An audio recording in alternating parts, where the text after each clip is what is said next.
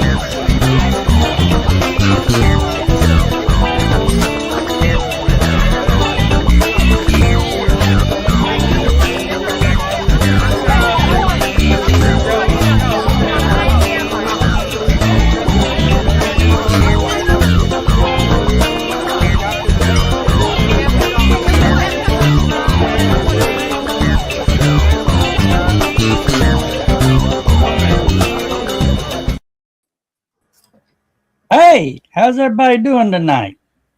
I'm doing good. How about you? Doing good, doing good, doing good. Oh, that bridge I was asking you about, Joe, they poured the concrete this week. They just now have to build the approaches to it. Nice. Good. So they did it correctly. Yeah. That's where Which is, considering where the bridge is, that actually makes, that impresses the hell out of us. So, yeah. You'd be surprised how many times I've seen contractors go, "Oh, we're going to do the approaches first." No, don't. Don't do the approaches first. I've actually seen some smart people do the approaches first. And you'll see these things occasionally. They put them on YouTube and you can watch it, where they will replace an old bridge in like 2 days. They've already got the approaches worked up. So they go in one night, close it, demolish the old bridge, and literally roll the new bridge in and drop it in place. And have it ready. The prefab ones. Yeah. They've done that a few times around here. Which those processes are incredible to watch. I've always said they need to do that with the Taft Highway going up Signal Mountain. How? One section at a time. Excuse me for a second. And you basically drive it up the mountain and drop it in. You have all the prefab sections ready to go, and then drive it up the mountain, drop it in place, and drive the next one over it, and drop it in place, and just keep going the whole way up. I'd love to see them build a bridge between Signal Mountain and Elder Mountain. Right through that narrow section of the Tennessee River. I can't see it, but no. Well, I mean, sort of, but there's just not a lot of traffic to warrant a bridge there. No, it'd be The average person driving through there is on a four-wheeler, so that tell you something about traffic in the area. So, Yeah. they're either on a boat or a four-wheeler. So. Do y'all have these guys out there that they've got these cross between a four-wheeler and a golf cart? I don't know what they're called. Side by side. Yeah, and they think just because they hang a couple of reflectors off the back of it, they can drive on the same roads as actual traffic. Yeah, that's actually the rule. Yeah, if they've got turn signals and brake lights, yeah. No, these aren't turn signals and brake lights. These are driveway marker reflectors. Yeah, and what they're supposed to have is the farm markers for like tractors and such. and horse buggies. They're supposed to have one of those big orange. The triangle things. Yes, right. I know. And then they can drive it on the road like a piece of farm equipment. Farm equipment. Okay. Yeah. I wondered how they were getting away with it because we've got them all over out here. They don't have the tractor sign. They don't have flashing lights like the tractors had to have. They're supposed to. They're supposed to. They don't have headlights. They don't have tail lights. They don't have turn signals. But the cops don't pull them over. Yeah. Well, the crazy thing about those is some of them can run 75 and 80 miles an hour. Not the ones I get behind. About 35 is the most they can get out of them. About 20 years ago, and it was brand new back then, the Army came out with a backhoe. Now, what was interesting about it was instead of being on a tractor, it was on a cargo truck, sort of. Mm-hmm. So instead of it having the big wheels in the back and the small wheel in the front like a tractor does, all four wheels were the same wheel, were the same tire. Interesting thing about it, if you put that thing in unsprung mode, which means everything's tucked in and tied down, it'd do 75 miles an hour on a freeway. That's how we drove them back to the armory. Why am I reminded? Did they say great all on them? No. But let me tell you, you pass a semi truck on the freeway in a backhoe doing 75 miles an hour, they give you the strangest looks. And our guy said, you should have heard what was saying on the CB radios. Mm-hmm. Joe knows what a great all is. Yes. We had, it's kind of funny. There was this one parking lot at one of the armories, and it was over in Cleveland. And they had that brand new backhoe thing sitting out front. They didn't have a place for it in the motor pool yet. So it was just sitting out in front of the armory because they were real proud of it, real pretty. Hadn't been used to dig dirt yet, so everything was nice and clean. And they had it sitting right next to a 1947 road grader. Okay, that was still operational. Oh, wow. Why wouldn't it be? Exactly. This was a Desert Storm veteran piece of equipment. It had no hydraulics. Everything was cable and lever. No drive shafts and gearboxes. The whole thing leaked like a sieve, but as long as you kept topping off the gear oil, ran like a charm. Mm-hmm. And I've heard a rumor that somebody accidentally poured gear oil into the fuel tank, and it still ran. Okay. Interesting. Well, them military engines would run on anything. Oh yeah, the going all the way back to World War II, we pretty much had multi-fuel engines. It would run on something like diesel. Vegetable oil, peanut oil. Old French fry oil, pull over at McDonald's. Hey, where's your old French fry oil? Run it through a filter first, and yeah, you're good to go. Run it through a filter first. That's why they put fuel filters on them. No. You still want to run a filter because you didn't want any French fries floating around in your fuel tank. I'm with John on this one, Joe Dog. Yeah. Joe, have you ever heard of Badger great alls? I've heard about the Badger like vac trucks. Yeah. And after I left you so many comments, Don, you stabbed me in the back like this. Strange enough, I need to do a shout out. Oh, go ahead, Jeff. Go ahead. Badger has a version of a great all, and the city, lowest bidder went with their contract, didn't know what the model number was. They just bought the number, bought the machine. Mm-hmm. 4 of them show up. Guess what the model number was? 1, 2. 666. Oh, Yeah. All our Chattanooga needs operators, that one real bad. hey, all our one operator was a pastor, another operator was a youth minister, and the other two were elders in their church. You remember that? You know how well that went over? oh, I can imagine. You remember that big controversy about the Trijicon sites the military bought? The what? Trijicon sites. It's a Swedish, Danish, I can't remember, Norwegian. It's a glow in the dark firearm sight. No, it's a neat little scope that has a light gathering fiber optic on top to light up the reticles at night, and it's kind of cool.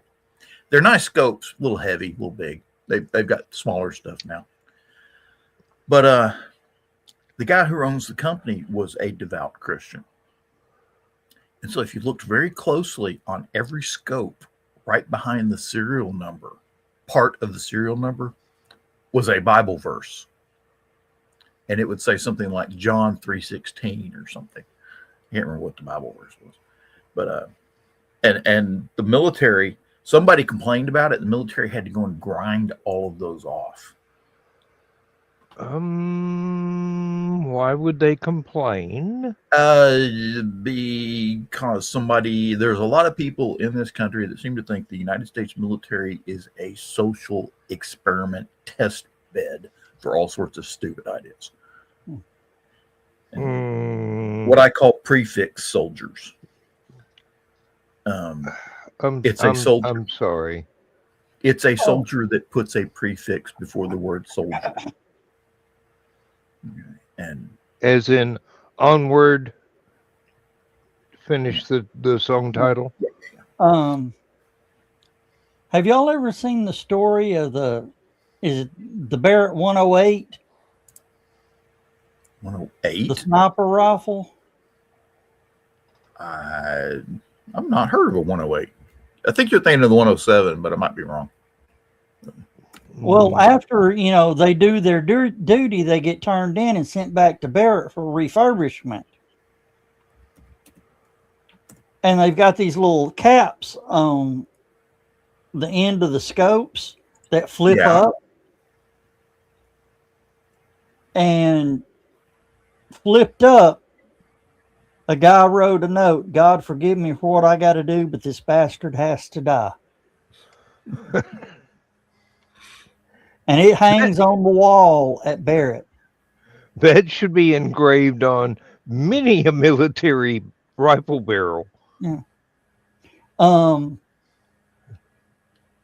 Mr. Barrett went, to the sniper school, and he was saying, what can, asking, what can we do to improve it and all that. And he said, one of the guys said, could you make one of these? Because basically the best way to carry that rifle is bush style. Yeah. Over the shoulder and the stock out the back. But the way it hits is your shoulder is right where the magazine. Oh, yeah, that would hurt. Yeah. And he went back and he said, guys, can we design something that would plug up in? And the guy went, that's brilliant. He goes, and when we do that, we can design it to hold 3 rounds. So it's got a pad and ammo? Yeah. That's brilliant. Yeah. So, if the situation calls for it and they get pinned down, the sniper has 3 rounds to return fire. Yeah, because it's a sniper rifle. You usually don't throw a lot of rounds downrange with it. Yeah. Yeah, the only Barretts I'm familiar with, I'm sorry to say, are the 50s. Yeah, that's what it is. This is the one. Well, I always wanted to get one of these, and this is the bullpup variant.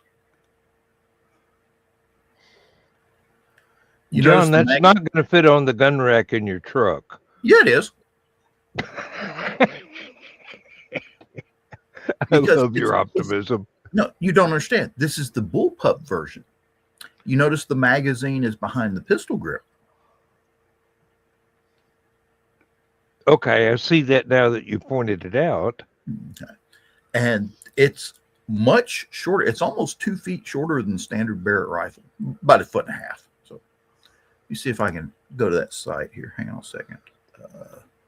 Here's the Available colors. Great. Yeah, that's your that's like the standard Barrett. Okay. And you can see how much longer that one is than, let me see, where were we at? Let me go back. That's the Model 95. That's the bullpup variant. And then that's the Model 107. That's their basic sniper rifle, basically. 107. Okay. But you notice a few things on it. One, it's got the big magazine. Yeah. 2, the grip on it is a standard M16 grip. That's same M16A2 grip that you see on the M16 rifles and the M4 carbine. It uses, these are the newer style, but the original one used the same bipod legs that the M60 machine gun did. And these are very similar. It also has the adjustable micrometer monopod. Whoa. In the back. This is the third leg, and it is adjustable. You see the hand grips on it?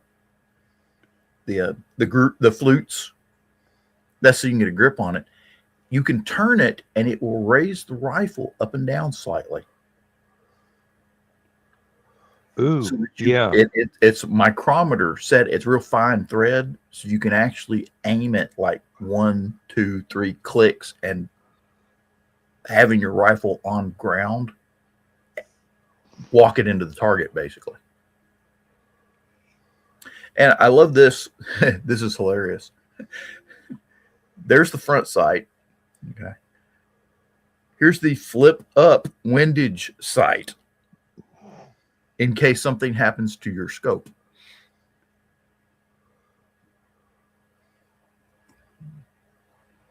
And there are reports that it can be shot shoulder style standing up. Yeah, that's too long. It's too long and too heavy. Let's see, where's the weight on this? 28.7 pounds. They actually lightened it. That's kind of nice. And the standard mag has 10 rounds. So. 1 in 15 barrel twist. I thought it was tighter than that. Oh, well. That's kind of firearm voodoo there. The barrel twists on things. Yeah. You can do so much. And you got to know what weight of bullet works best with that twist rate. I bought a rifle. It should have been a $1,200 rifle. I got it for $960 because the guy that owned it before me only used one type of ammo with it, and it didn't work worth a damn with that type of ammo. So he thought the rifle was screwed up. He should have tried several different weights. I bought it and I found out it works great with 77 grain Sierra Match King hollow points. So, and I've got it at 100 yards. I can hit a nickel 20 times out of 20. So, and how far? 100 yards. Well, I can't even see a nickel at 100 yards. You can't with the scope I got on that sucker. The scope costs more than a rifle. Well, sometimes that happens. Well, that should happen on a lot of rifles. Yeah, well, that Barrett he just showed has a range of what? 3.5 kilometers? No. It has there's 2 different ranges. So you get your effective range where you can hit a target. And I think it's 1,500 yards for the Barrett. Might be wrong on that. I could go back and look. But and then you got the maximum effective range, which is okay. Here's shooting at your target, right, at 1,500 yards. Maximum effective range, okay, is how far the bullet will travel at a 45-degree angle when it leaves the weapon. Okay. Which means you could kill someone at that range, theoretically. But, yeah. Well, what about the sniper over in Afghanistan? I think he was a Canadian sniper that popped a guy at, 2.25 miles? Something. Yep. If I'm not mistaken, they were using a custom rifle in 416. I might be wrong about that. But 50 cal is pretty mean round. Somewhere down the line, I think Barrett invented it, actually. They necked it down to 41.5 caliber, and they call it the 416. I think it's called 416 Barrett, if I remember correctly. It's longer, weighs about the same as a 50 caliber bullet. Okay. But you get a lot more velocity out of it, and because it's longer, it stays ballistically stable at a longer range than a 50 cal does.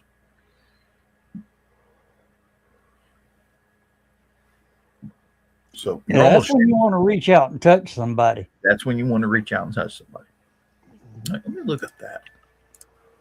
I am curious because I keep just.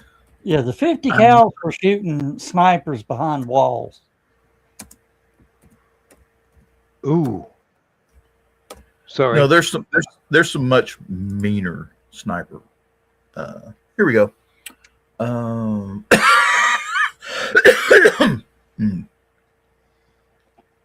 Ooh. Guess what? That Canadian guy no longer has the record. Yeah, an American went right behind him just days later. Nope. Ukraine. Oh, Ukrainian? Let me see. November 2023, the record once again broken by a 58-year-old sniper. He is with the Security Service of Ukraine. He shot a Russian soldier from a distance of 3,800 meters. That's 4,156 yards. And if it's not mistaken, I think he hit him with a 23 millimeter round, which is god-awful sized bullet to hit somebody with. You see, I'm trying to see if they got a picture of the guy. Oh, John, have you seen the video to where the Ukrainians took out one of the Russian drones with a pair of scissors? Went over and cut the fiber optic cable? Yeah. Have you seen the thing they've got? It's kind of neat. It's a piece of concertina wire, and they string it between two poles. So it's like 300 meters concertina wire. And there's an electric motor at one end and a swivel at the other. They turn the thing on, and the barbed wire with the little razor barbs on it spins. And if they send one of those first-person drones with the fiber optic cable through there, and it goes over this piece of barbed wire while it's spinning, it just eats the fiber optic cable up. They'll go out there the next day and they'll find a bunch of dead drones laying along the backside of that wire. Some got to work. Dawn, I don't know if this link will work, but it's another puzzle picture for you. Okay. What have you got up here, John? All right. Hang on a minute. Let me see if I can find this. Oh, 14.5. That's their other anti-aircraft gun. That is the rifle that currently holds it is an anti-materiel rifle in 14.5 millimeter. A 50 caliber is 12.7.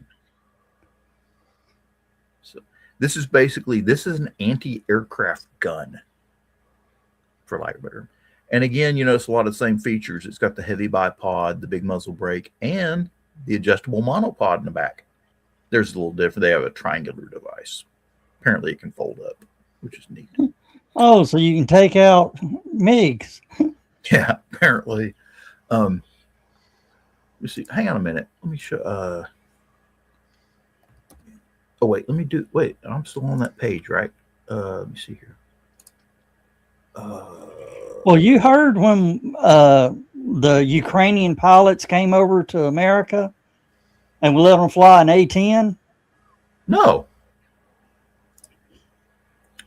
First pilot got out, walked up and says, "We need 2."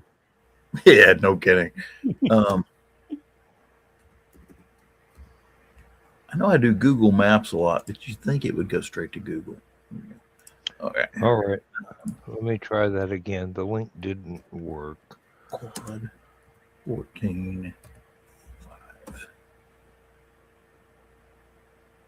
Oh, here we go. There we go. Let's see. See if that one works. Come on. Okay. There you go. That is the Quad 14.5 anti-aircraft gun system. Oh, wait. Oh, okay. Hang on a minute. I see what it did. It's goofed me up here. I hate that it keeps sending me someplace. Oh, come on. No.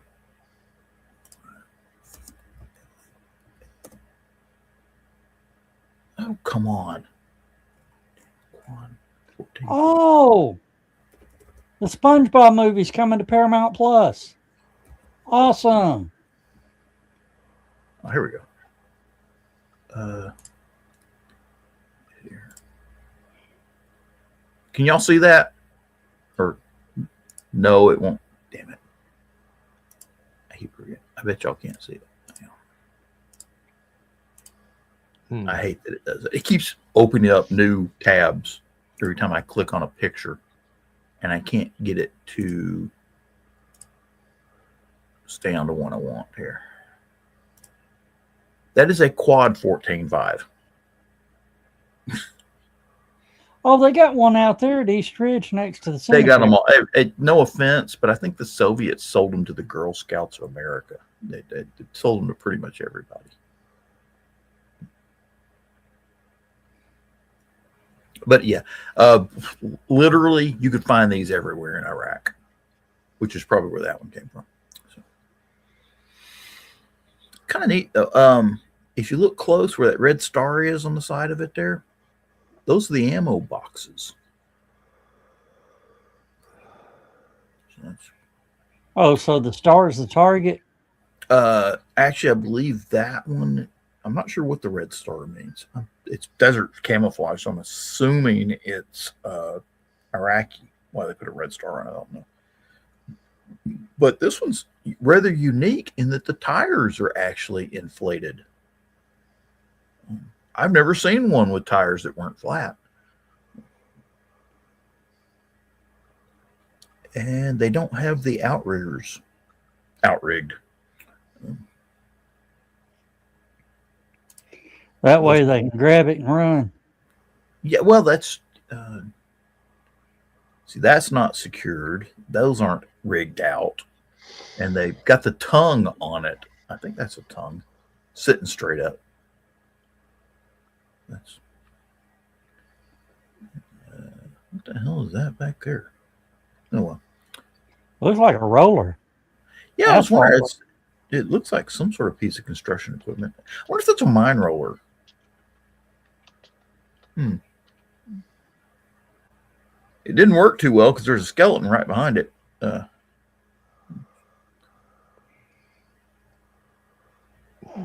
I'm using the wrong keyboard.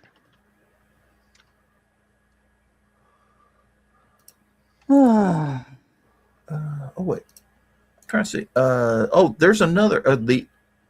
Strangely enough, the top 2 long-range sniper hits are Ukrainian, and then the third one is the Canadian guy, and he used a Macmillan TAC 50, which Macmillan makes their own barrels. So that's real nice. Then an Australian, then a Ukrainian, then a UK soldier. and then 2 more Canadians, and then everything after that is United States, United States. Oh, South African. What is he using? Oh yeah, that one. Okay, cool. It's another 14.5. That's a very popular cartridge. I didn't realize that damn thing was that accurate. That accurate, that far out? Yeah, I mean, it's an anti-aircraft gun. It's designed to put lots of bullets out. It's not really designed to put one right in somebody's forehead. But apparently it does pretty good. I can remember when we were in high school, Joe, I was reading Guns and Ammo magazine, and a South African company had just come out because Macmillan had come out with their 50 cal sniper rifle. The South African company had come out with a semi-automatic sniper rifle in 14.5 and 23 millimeter. That was the anti-materiel rifle.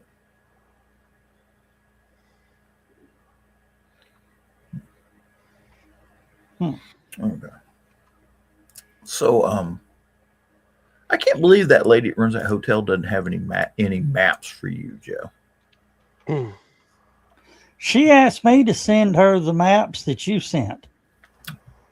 So we got to go. Here's what's funny. Tomorrow we have to go to Cleveland and map a hotel.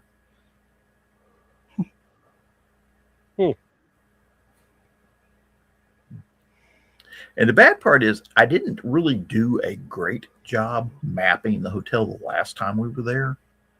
I just did it for our needs. I didn't really do, drafting quality. But well, it's good enough. I made some simple drafting maps, and everybody's like, "Wow!" Even Facebook went, "Wow," because they couldn't print the damn maps, dumbasses. Do what?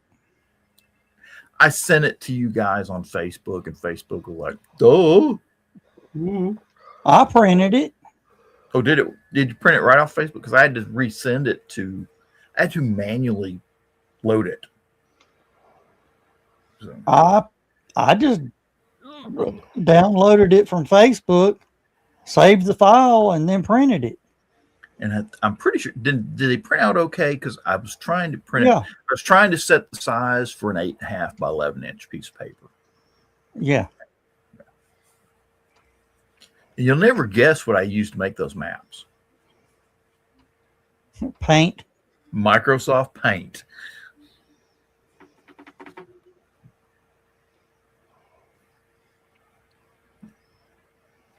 See, I grew up using Microsoft Paint to get rid of red eye before Photoshop came up with their red eye reduction tool.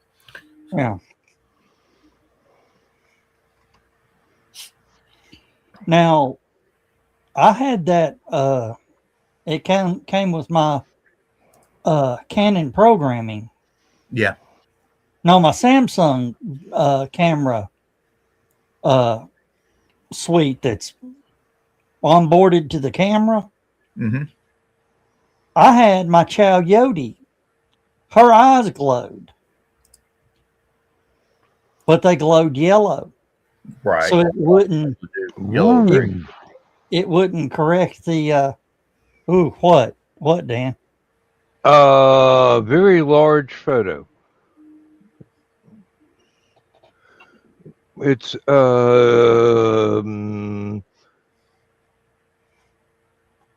almost 2 by 4 feet. I was trying to give Dawn another one of my paintings for a puzzle, and she can't save it as a usable JPEG. So 2 by 4 feet. That would be great. That would be great for the crayon table.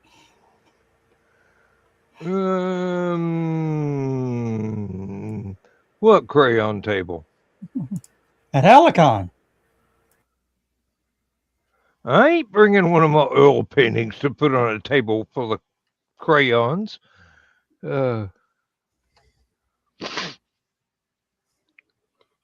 Unless I could get the damn thing printed off as a poster, a double poster.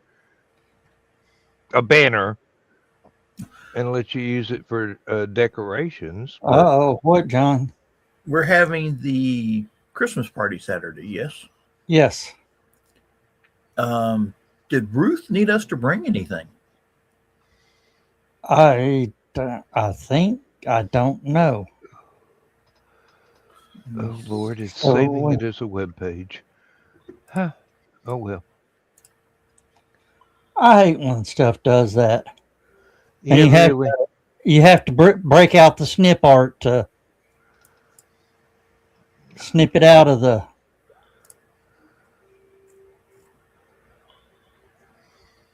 Joe, you're quiet. I'm just listening to you guys. Oh. Are we worth listening to? Most days. No.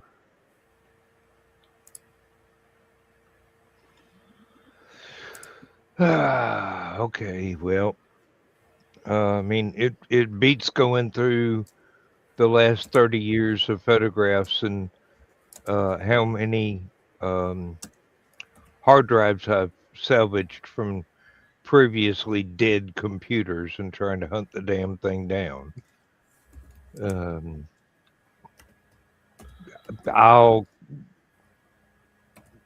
get the web page and view image and save it as a JPEG and then send that to Dawn. But the painting itself is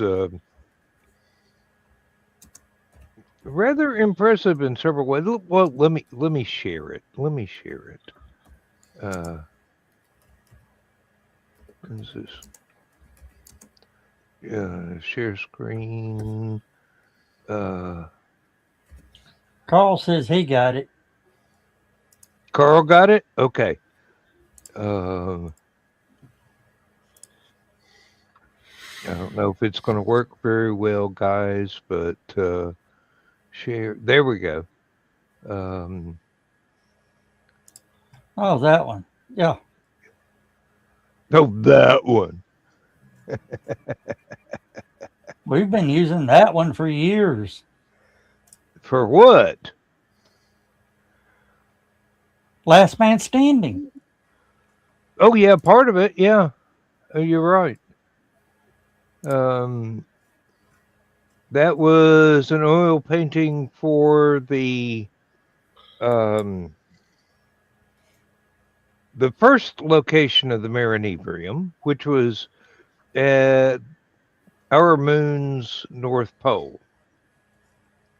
And basically, the little swirl trail there is where the ship took off. It's supposed to be like one frame of an animated film that I never did anything else with. There's a couple of the craters in there that look really surrealistic, and some of them look actually realistic. And the rest of them look like, dude, you were on acid that day, weren't you? And I go, 3 days. Thank you.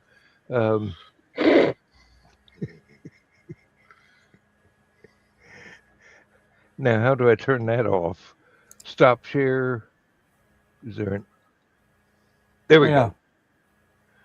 It was the 70s.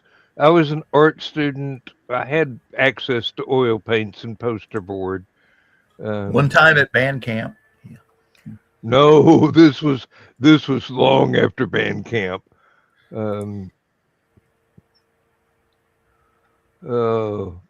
Now this was the same time period that some of the stuff on the actual live albums where I'm playing a for real musical instruments to use in the computer is on the NDCD music station. Some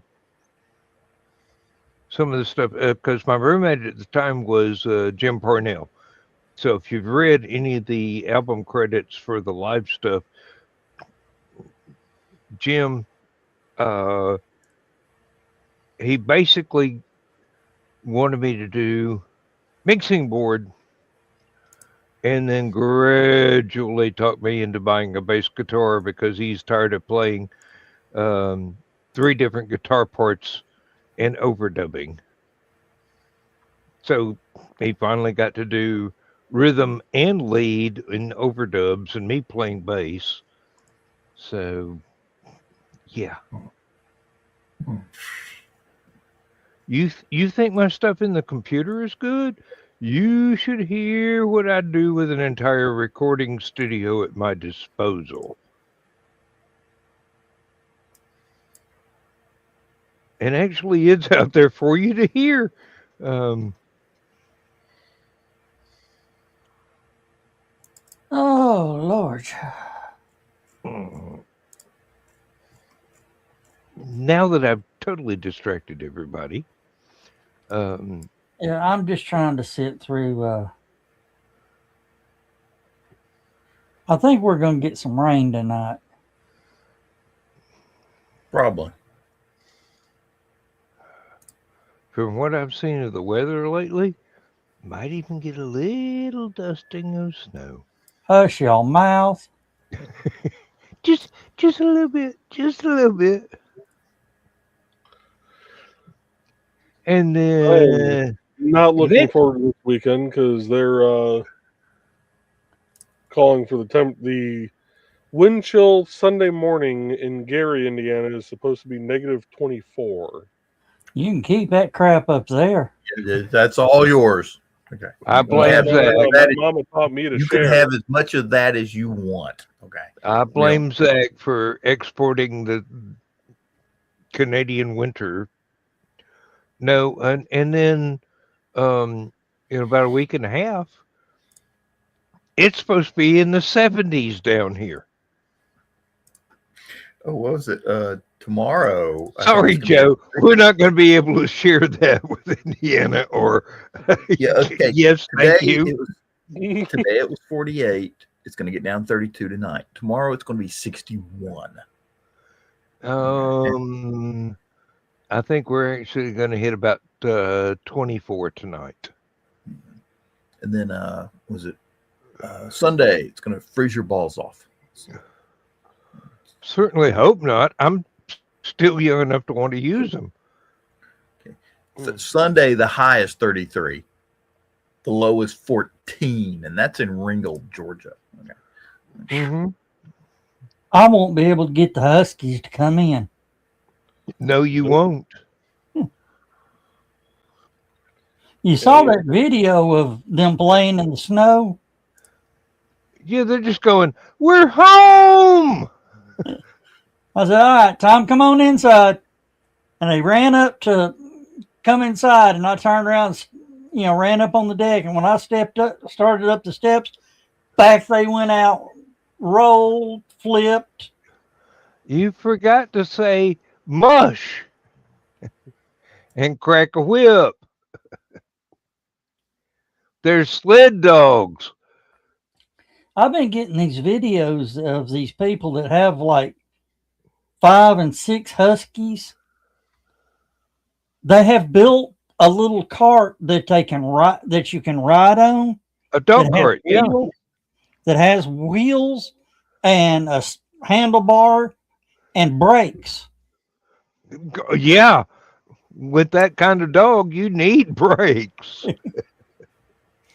But the problem is, I saw one of the video, guy had a team of 8. All 4 tires locked up, smoking. And they were still digging. Yeah. I threatened to do that very thing when Lindsay's oldest girl was living with us. She had an Akita. Oh, yeah. That's a big freaking dog. Oh, I know. I mean, Shetland pony sized dog. Yeah. And I'm not exaggerating. And There for a while, they were breeding the male Huskies with the female Akitas, making what's called a Huskita. They have all the attributes of the Husky with the size of the Akita. You could win races with that. I had one, and we went down to what's called Nightfall, which was a weekly concert series on Friday nights. Uh-huh. And I had to have a choke chain on her. Mm-hmm. And everybody with the dog was there. And she was, just true. And this lady goes, "You should be ashamed of yourself." I said, "What?" She goes, "Choke collar on a dog like that. That dog needs a harness." I said, "No, this dog don't need no harness." "Well, that's the best way to walk a dog." I said, "Lady, do you know what this is? You put a harness on this and I'll be in the river 9 blocks away." Mm-hmm.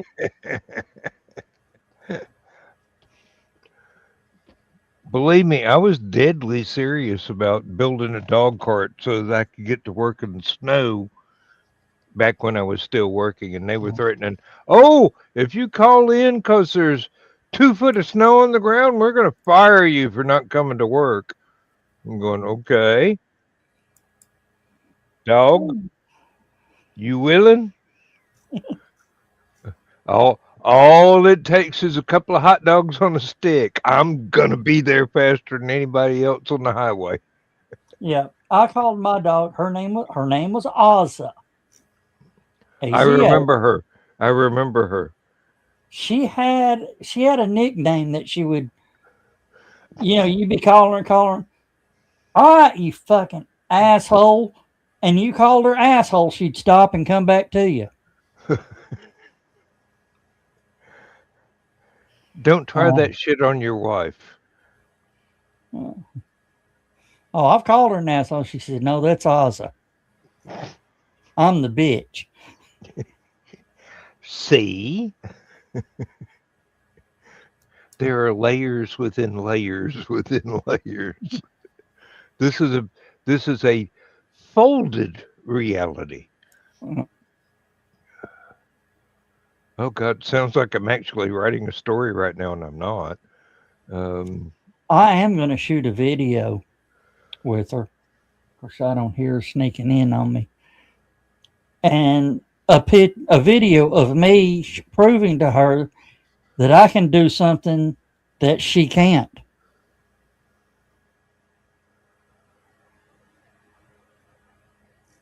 Not the green room, not the green room, not the green room.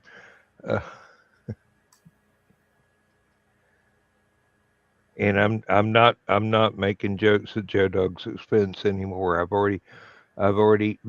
just barely recovered from the time they go, "Oh, that was rude, Daniel. Don't do that again."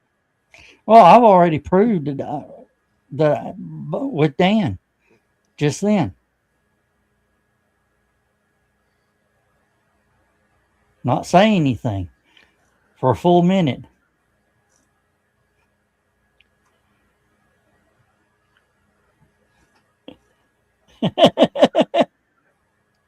And Hey, if anybody wants an explanation, I was my normal smartass self, and I hurt Joe Dog's feelings. I mean, I could tell. When? Seriously. About 4 years ago. Oh, hell, I don't No, even no, know. no. And I swore that I would never do that again. Hell, I done forgot about it. I don't care whether you forgot about it or not. I still remember it. Well, as long as you learned your damn lesson. I'm slow, but I ain't stupid. Hadn't you seen those videos of guys standing next to their wife? And she just won't shut up. He just standing there looking at his watch. What can you do better than me? What?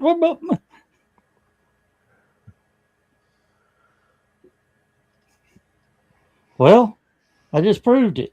What? You didn't prove anything. Yeah, I just proved I can go a whole minute without saying a damn word.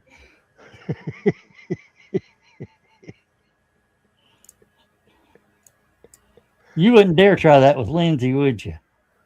Oh, I go days without saying a damn word. I just kind of nod. What about you, Joe? Would you try it with Trey? I don't like sleeping with one eye open.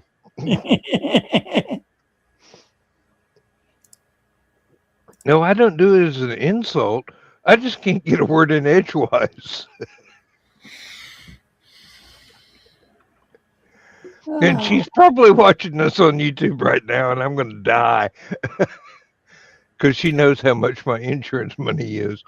I joined the Army before I started dating seriously.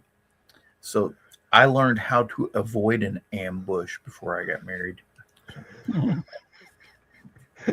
You also learned the value of serious putty in small doses. Yeah. Don't admit anything. Don't admit anything, John. We're being recorded. Being recorded for quality and assurance purposes. It's all Mm. very important to us. Oh, Dan, you heard about the NASCAR settlement today? I did not. Enlighten me. For the last week and a half, they've been, testifying. Yeah. And one thing that the team owners wanted was what they call a permanent charter, like a franchise. Yeah. They now call it an evergreen charter to be politically correct. Okay. The NASCAR president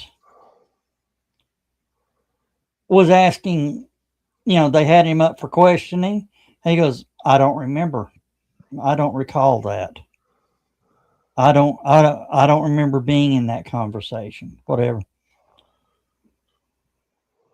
It turned around that the defense for NASCAR got into asking him the questions, and the questions that he didn't remember, he doesn't call, he didn't know if he was in that meeting, he was answering.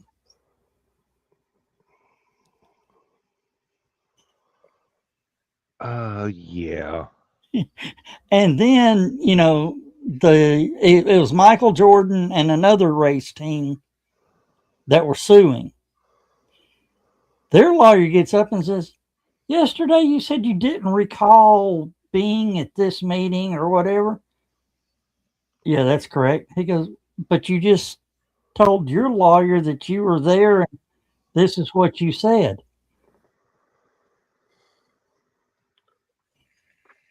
And he goes, I don't remember that. And the judge was just sitting there looking like, yeah. Then two of NASCAR's biggest sponsors went off on the chairman of NASCAR for calling Richard Childress. You know the name Richard Childress? I know that name. Called him a dumb redneck, needed to be taken out back and flogged. Ooh. He needs to be made to shut up. Doesn't he know that we make him? And two of the major sponsors sent a letter to the court yesterday. One was the owner of Bass Pro Shops. Ooh. Big money. Big money. Big money. Very big money. At the very end, he said he attached a picture and he says, as I'm writing this, I'm in my tree stand. Oh. And you're calling me a redneck too? One of the sponsor for the truck series next year threatened to pull out. Don't blame him. Needless to say, NASCAR goes, Oh, let's settle. Let's settle. Let's settle. What do you want? Yeah, it's either that or ain't got no cars on the track to run a race. Oh, and it was You imagine if those guys ever went on strike for a whole year? well, No, that's no just NASCAR drivers anywhere. No, you don't understand. All those drivers and their sponsors have enough money that they could start their own series. Oh But yeah, I do understand. but Yeah, the problem is NASCAR owns 90% of the tracks now. They do now. But if they don't have anybody racing on their tracks, guess what? it's They real own- estate. They own parking lots. You know, I mean, But yeah, and NASCAR also settled for an undisclosed amount of money that is sealed by the court. That's entirely believable. And I say Which that means that's probably in the hundreds of millions of dollars. I say that's entirely believable as a redneck in good standing. Believe me, I've spent too many years driving a tractor not to be one. Yeah. Richard Childress, showed his books. Richard Childress Racing last year lost $20 million. I didn't know it, but he's a defense contractor. What is he designing the new generation of Humvees? I don't know. It's secret. He goes, I can't even tell you what we build. they build parts for certain systems. Because Yeah. his company has some very good CNC design facilities. Yeah. That's like my dad when he worked for Oak Ridge. I can't tell you what I do, but physicists all over the world are really happy that I do what I do. And yeah, I miss Dad, but it's been a while.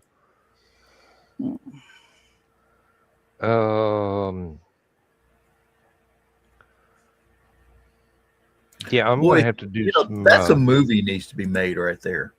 What? This whole NASCAR fiasco that just got settled.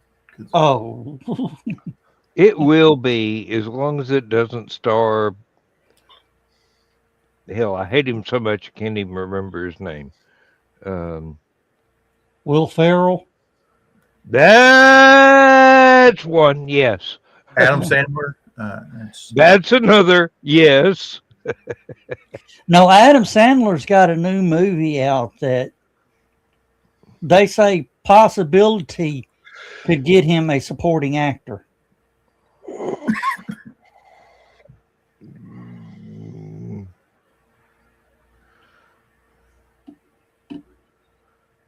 It's a serious movie. Well, serious movies, I'd like to see both of them in, just to prove that they're not the idiots they play in certain other movies. The best Robin.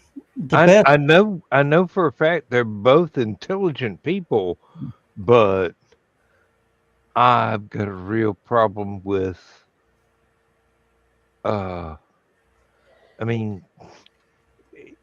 if people are playing stupid, and I mean really stupid, not Forrest Gump, but really, I just can't connect. I can't become an audience member that enjoys it. One of the best comedian serious movies He was known for his improv and his comedy, but he played a serious role. Was Robin Williams in 1 Hour Photo? Yeah, I mean, that Lord. was chilling. Well, it can't now, but back then that could have happened. Mm-hmm. Back then, that probably did happen several Well, you know, if you ever times. saw the movie Red Dragon, the one that was like the second in the series of Hannibal or Silence of the Lambs, and one Yeah. called Red Dragon, the serial killer in that one worked at a photo lab, and that's how he found his victims. One of Lindsay's favorites that she watched over and over again with her kids. I really can't remember the title. Hansel and Gretel. No. It was not a fairy tale thing. It was a. There was a very famous serial killer that was one of the main actors, and she did not understand that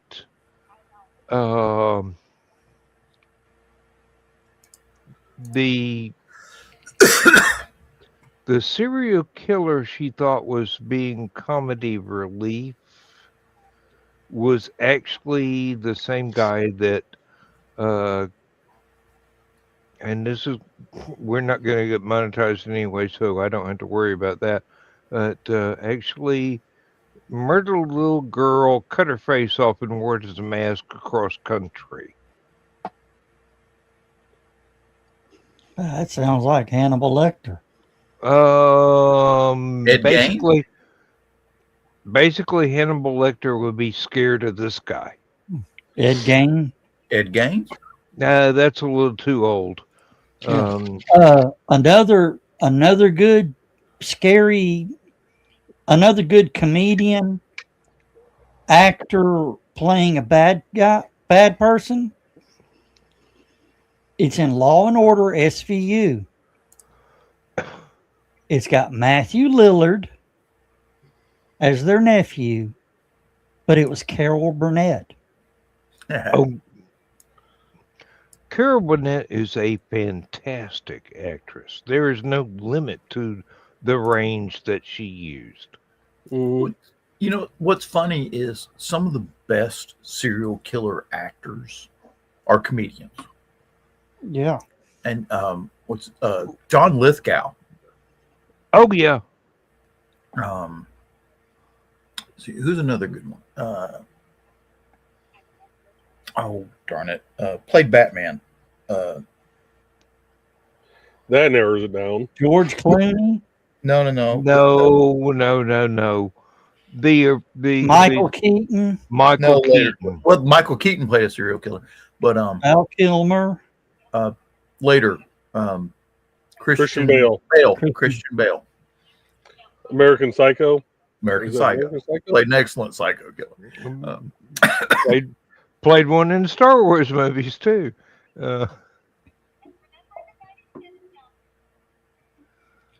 Christian Bale played one in the Star Wars movies? No.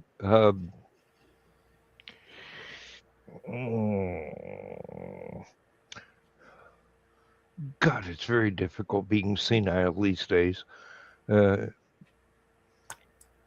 remember things, but you can't make the connections.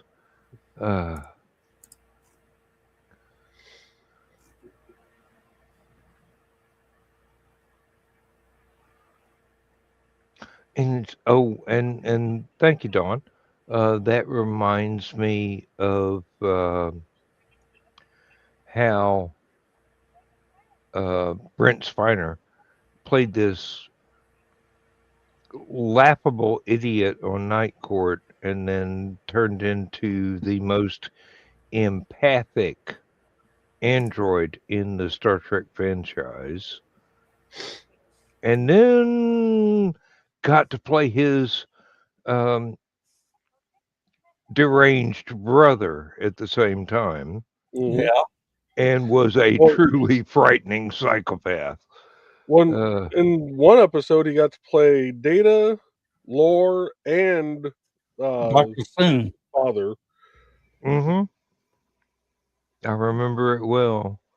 Now, there are still a few things of that franchise that I have not been able to schedule time to watch. There are a lot of outstanding episodes of many, many, many different programs that I had fallen away from the franchise. So I videotaped them, but I didn't actually watch. And now that I've got downloads, I can peruse them at my leisure. But scheduling time to do that with all the other obligations that I've given myself is not an easy task. I mean, I could sit and watch old videotapes, old movies, old recordings of everything back to the I'll be back in a 30s few. and 40s, and still never have time to write a word, you know. And my priority is being able to write a few words. So yeah,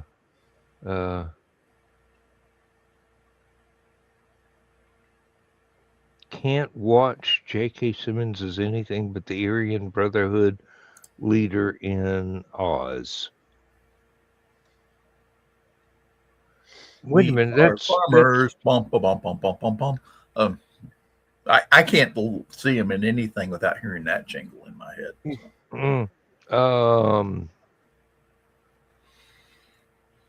For a moment there, I thought that was J. Jonah Jameson from the. That is. Oh, it is same one. Okay, that's the role I've got him stereotyped in. Everyone He did such a creates good their job own in that role. stereotypes. Yes, he did. Yes, he did. There are several other people that do good jobs in that role over the years, and the fandom decided that was the definitive one. Oh God, that download is nowhere near finished yet. I'm glad Carl scooped it up and got it to Dawn anyway. I'm going to have to delete that once this download ever finishes, probably in about a week. It's going very slowly. We are farmers. Bum, bum, bum, bum, bum, bum, bum. Okay. I can relate. Oh, I may have to buy myself a tractor soon. My little brother keeps tearing up the one that Daddy didn't sell for the family farm. I'm going, Mom's front 8 acres does need to be bush hogged from time to time. And if you keep blowing up the tires and screwing up the bush hog, I'm going to have to step in here and take the reins as a senior male in the family, except for one uncle who hasn't passed away yet.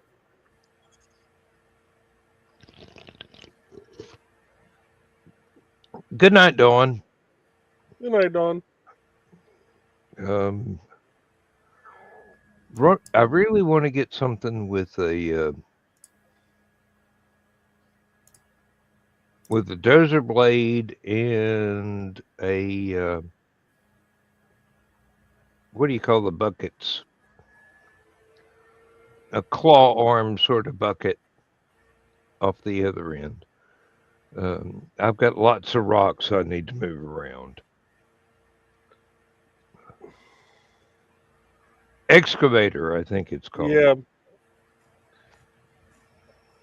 My brain, you said that, and my brain just went, no, you don't know what the hell a piece of equipment that is. You only work around the fucking thing.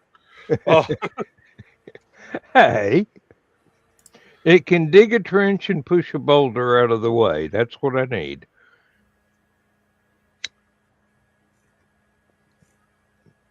And if you can hook a PTO-driven bush hog up to the back of it, that's great.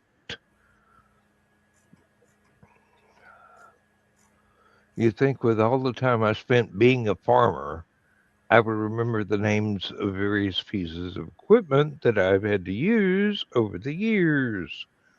After all, some of it paid for 3 years of college. Didn't have enough for the 4th year, unfortunately.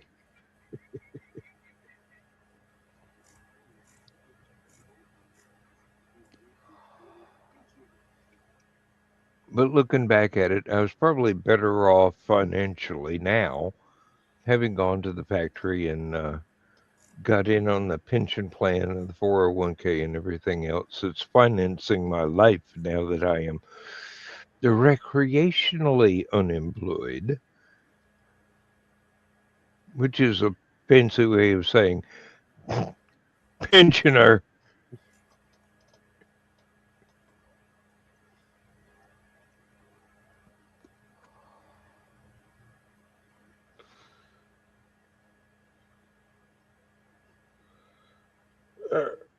let's see here.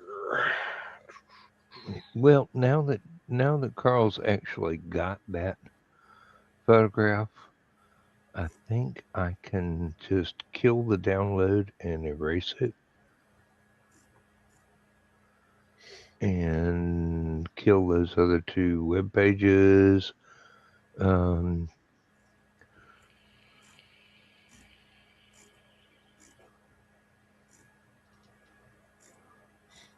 Oh, I found out some exciting news. We're getting a raise and a bonus this year, which we have every year so far. But and not only getting a little bitty bonus.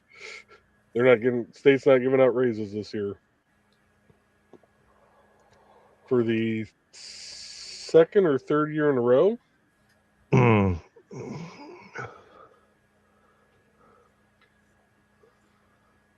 Well, I thought I was going to get a bonus on my Social Security, but it turns out it covers my Medicare payments, and that's it. I still get the same amount of money in the bank account every month. I'm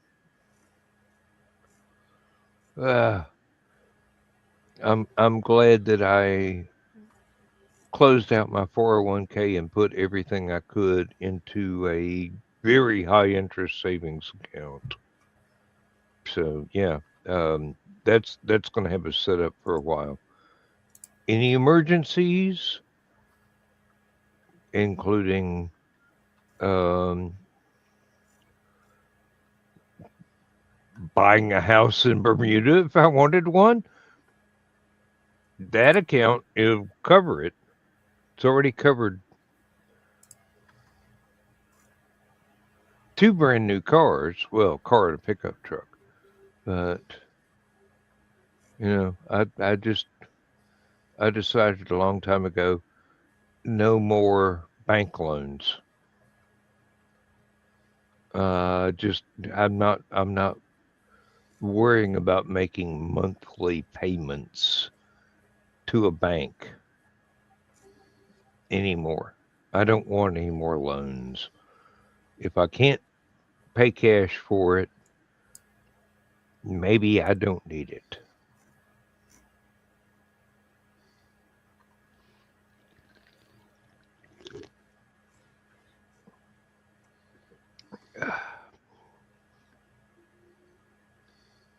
And considering that I spent half of what I normally would have made while still working,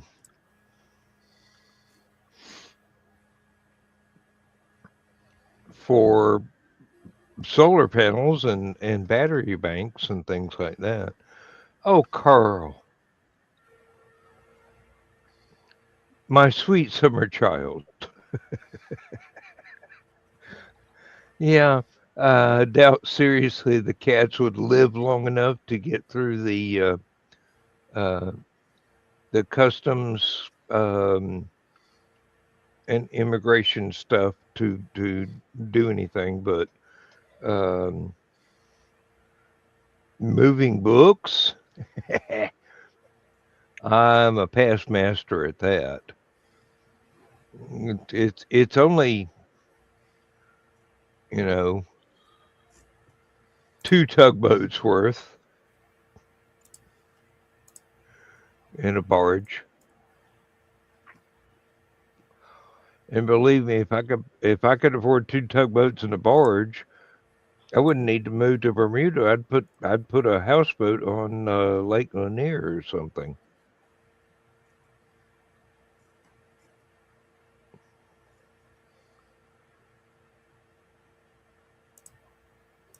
Now, protecting the books from the excess moisture, that's a large financial burden right there. Nah, just get you some Ziploc bags. I've got a couple of books in Ziploc bags. That's because I've read them 500 times and the covers and pages are falling apart. Yeah, when you're in the military, I always kept a few books, and I had rucksack books. And you always keep a few books in your rucksack when you're going anywhere, because sure enough, you're going to be sitting a long time, waiting on a bus, waiting on a train, riding on a bus, riding on a train, sitting in the barracks waiting for a meeting to get done, just stuff like that. Yeah. Out in the woods and no toilet paper. That too. But actually, we usually You weasel. How your roll of toilet paper gets down to where it's looks like this? Yeah. That's the one you steal out of the latrine and put in a plastic bag just for your rucksack, and then you mash it down flat so it fits in your rucksack really good.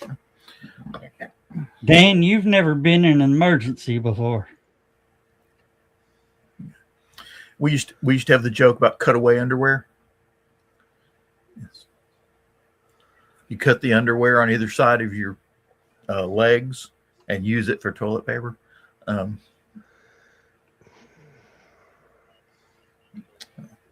I know what both of you are talking about.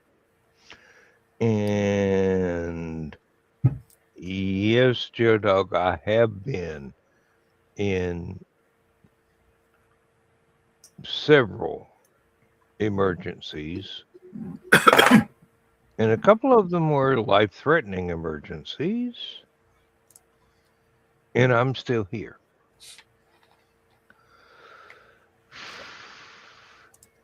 And John, never drink 15 gallons of coffee in a day. Why not?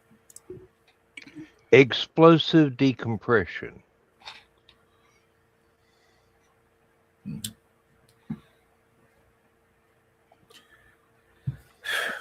There was this place deep inside of a basement in Berlin called the Emergency Outgoing Communication Center. EOC. It had a vault door with a video camera. You had to show your ID card before they'd let you in. That sort of thing. Hey, Chris. Hey, Christopher. Unfortunately, the door was a little dated and it would break down occasionally. They didn't have anybody that could come in and fix it right away. So anytime the door broke down, they would have guards assigned to guard the door, basically. So you'd go in, you'd lock the door behind you, and you'd sit down and stare at the video camera all damn night. Because nobody came into the EOC at night unless the Russians were invading. But you had to sit there and watch. the guy that was running the communications sat over at his table and did his thing. You sat in front of the video screens.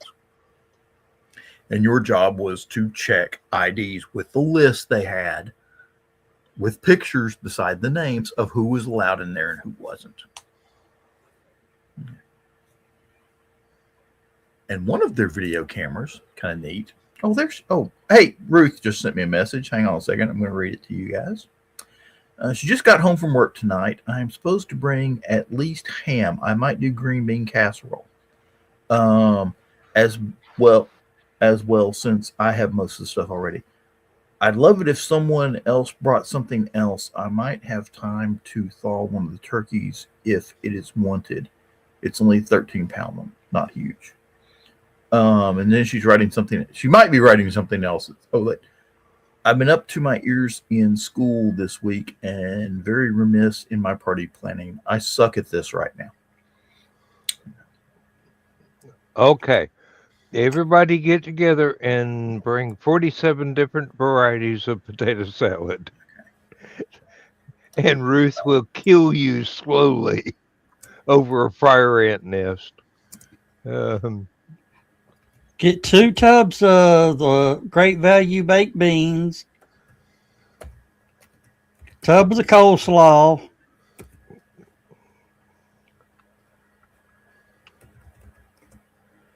been there, done that.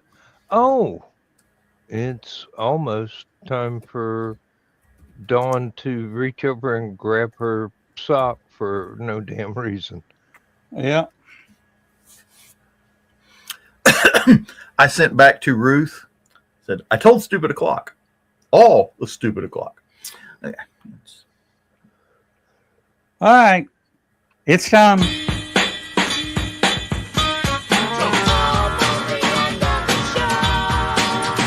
No. Life on the road's no good for animal. Yeah, too many women, too many towns. And in that. I can identify with animals. I really can. Although I'm not a good drummer whatsoever. See, Ruth says she's bringing ham, maybe a turkey. But y'all have fun. Well, you're not going to drive up and join us? If I were 20 years younger, I wouldn't even blink at it. Ruth's answer back. Yay, now they all know I suck at planning parties. Glad it's out in the open finally. Ruth doesn't suck at planning anything. She's not good at dealing when a plan does not come together. Oh. I'm trying to decide if I want to make potato salad or mashed potatoes. And mashed taters. Mashed taters. Yeah, I may bring sweet tater. I do have sweet potatoes. I could do a sweet potato casserole. I've already got that. Covered. Yeah, I'll do mashed potatoes and gravy then, because I do have gravy.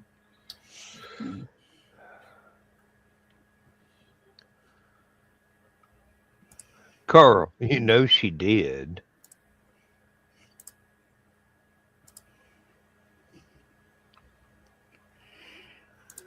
Oh. Please, it's not Friday night. We're not going to go there. Dan,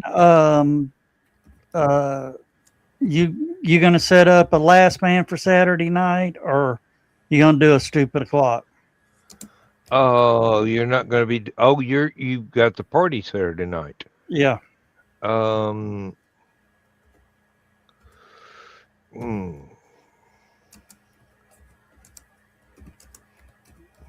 Well, you'd have to ask Joe if he wants to be there, because John will be with us. Yeah, I mean, and so will Chris, and we'll probably be home by then. I'm staying all night. You got a room there? Yeah. Okay. Joe Dog's been there so long he owns the hotel. Yeah. Plus, it may be the last time I stay there. Oh, Reminds me of the last time that LibertyCon was at the Choo Choo. With no warning. I think they changed pretty much midstream, didn't they? Basically, it was a situation where we're just the hotels decided it wants to be apartment buildings rather than a hotel. Okay. So Yeah. there's no room for us at the inn anymore, and we're not sleeping in a freaking manger. Yeah. Well, Dan, that that big parking lot out back, It's probably all apartments now. condos, Well, 6-story condo buildings.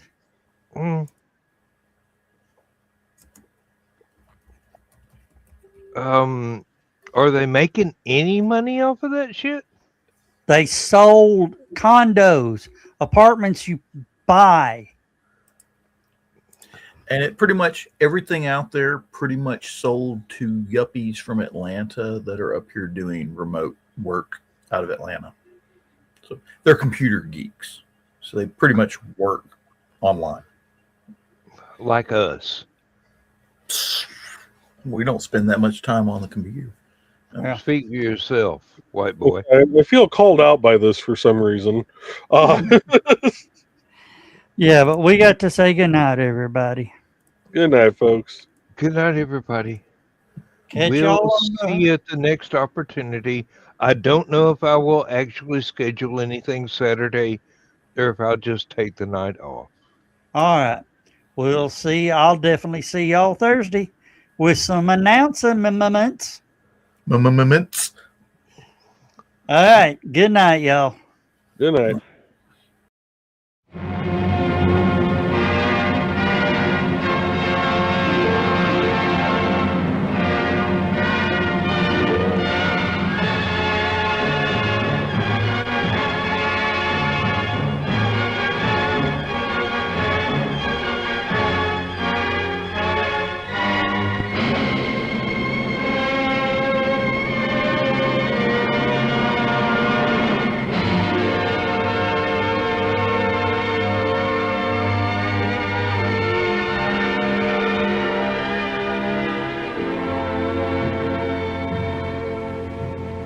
I have slept the surly bonds of earth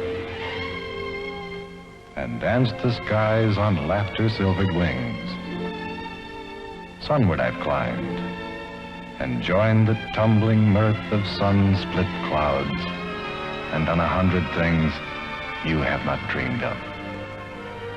Wheeled and soared and swung high in the sunlit silence.